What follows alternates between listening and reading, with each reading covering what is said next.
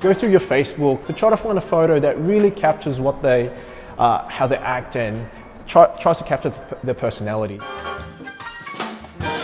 You add a picture and you crop it a bit tighter. So for me, I crop it because it helps me focus on what to draw. So for me, I'm focusing on the face, okay?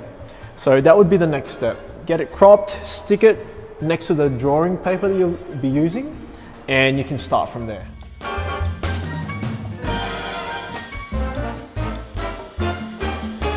Whenever you're doing a drawing, start off super light first, and then you can go dark later on, yeah?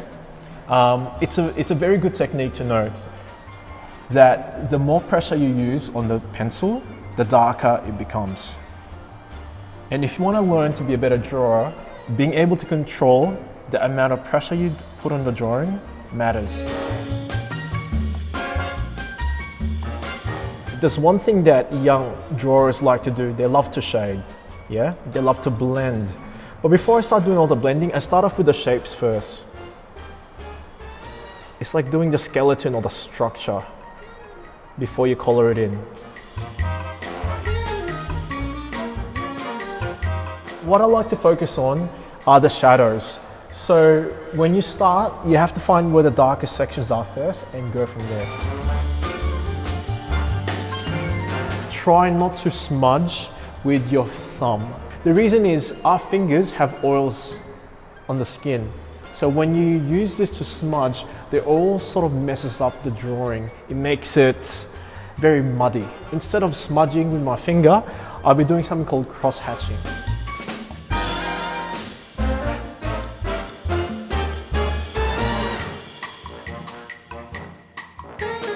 As the drawing progresses, we're going to have to keep readjusting. And this is something very important for young drawers and even older artists like myself, that sometimes when we draw a picture, what our eyes see is different from what our hands produces on paper.